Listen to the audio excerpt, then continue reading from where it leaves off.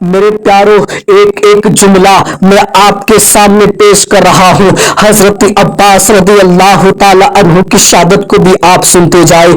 حضرت علی شیر خدا رضی اللہ تعالی عنہ کے فرزند حضرت عباس رضی اللہ تعالی عنہ حضرت امام حسین رضی اللہ تعالی عنہ سے میدان کارزار میں جانے کی اجازت طلب کر رہے ہیں اور امام پاک کی خدمت میں عرض کرتے ہیں بھائی جان اب ننھے ننھے بچوں کا پیاس سے تڑپنا اور ان کا رونا بلکنا مجھ سے دیکھا نہیں جاتا. اللہ کے لیے اب مجھے اجازت دے دیجیے کہ میں قربان ہو جاؤں یا ایک مشکیزہ پانی کا لے کر آؤں اور ان پیاسوں کی پیاس کو بجھاؤں. حضرت امام پاک زاروں قطار رونے لگے. حضرت امام حسین زاروں قطار رونے لگے اور فرمایا بھائی عباس میرے علم کو اٹھانے والے تم ہو, میرے خیمہ کی نگہبانی کرنے والے تم ہو. اب تمہارے بعد میرا علم کون اٹھائے گا اور میرے خیمہ کی حفاظت کون کرے گا؟ اللہ اللہ. حضرت عباس رضی اللہ تعالی عنہ روتے ہوئے عرض کیا اے ابن رسول صلی اللہ تعالی علیہ وسلم میری جان آپ پر قربان, خدا کی قسم اب زندگی میں کوئی مزہ باقی نہیں رہا اور میں دنیا سے بالکل تنگ آ چکا ہوں. بس اب میری آخری آرزو اور تمنا یہی ہے کہ رسول اللہ صلی اللہ تعالی وسلم کے نواسوں کو دریائے فرات کا پانی پلا کر میں جلد سے جلد اپنے بھائیوں اور بھتیجوں کے پاس پہنچ جاؤ. حضرت عباس علم بردار کے اسرار سے مجبور ہو کر حضرت امام حسین نے اجازت دے دی.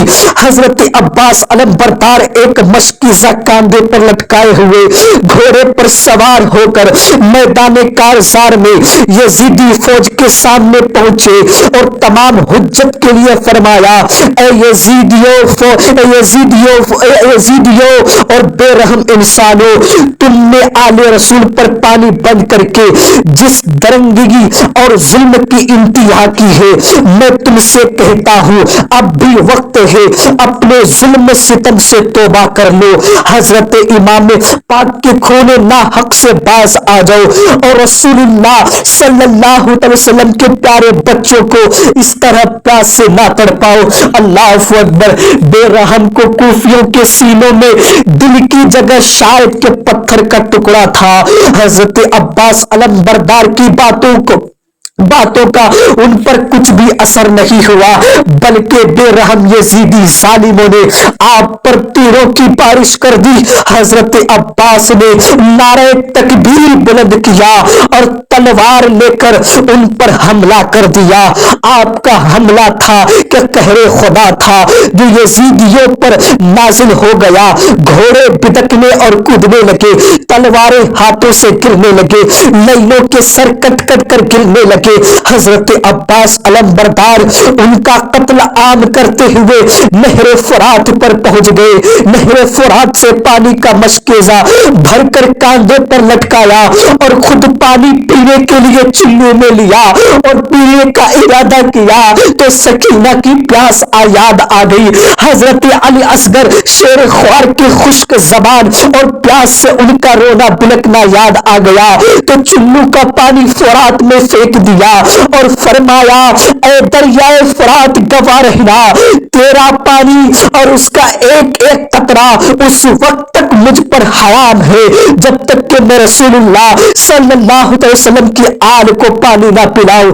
پھر آپ نے اپنے گھوڑے کو پانی پینے کا اشارہ کیا تو گھوڑے نے بھی پانی پینے سے انکار کر دیا. اللہ اللہ. حضرت عباس علم بردار گھوڑے پر سوار ہوئے اور خیمہ کی طرف روانہ ہوئے. ابن سعد نے اپنے لشکروں کو للکارا اور کہا خبردار اگر یہ مشکیزہ امام پاک کے خیمہ میں پہنچ گیا اور شیر خدا کے شیروں کو پانی مل گیا تو تم میں سے کوئی بھی زندہ نہیں بچ سکتا. یہ سنتے ہی یزیدی فوج نے حضرت عباس علم بردار کا چاروں طرف سے گھیر لیا اور تیروں تلوار کی بارش کرنے لگے. یہاں تک کہ اللہ اکبر ایک ملعون نے دھوکے سے ایسی تیر ایسی ایسی تلوار ماری کہ حضرت عباس کا دہنا بازو کٹ گیا. آپ نے جلدی سے مشکیزہ کو اپنے بائیں بازو پر لٹکایا. پھر ایک ظالم یزیدی نے ایسی تلوار چلائی، آپ کا بایاں بازو بھی کٹ کر زمین پر گر گیا. جب دونوں بازو کٹ کر گر گئے تو آپ نے مشکیزہ کو اپنے دانتوں سے پکڑ لیا اور گھوڑے کی رکاب سے دشمنوں کو ٹھوکر دیتے ہوئے خیمہ کی طرف بڑھتے چلے جا رہے تھے.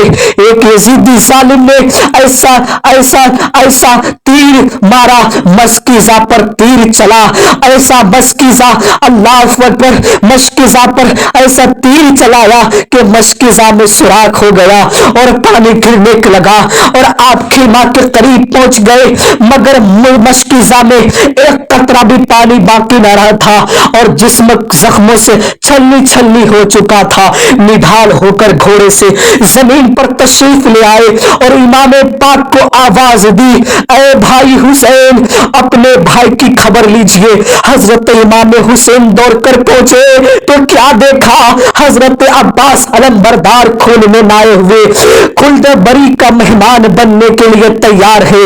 حضرت امام نے اتنی زور سے آہ کھینچی کہ کربلا کی زمین خوف سے دہل گئی اور آپ کو اپنی آگوش میں اٹھا کر خیمہ لائے اور زبان مبارک غم میں ڈوبتے ہوئے یہ کلمات تھے، اللہ اکبر، اب میری کمر ٹوٹ گئی. امام حسین کہنے لگے، بھائی اب میری کمر ٹوٹ گئی اور میرا سہارا کوئی نہیں رہا.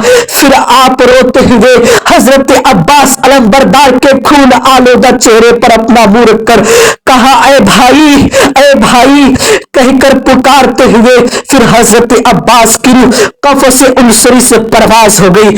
انا للہ و انا الیہ راجعون.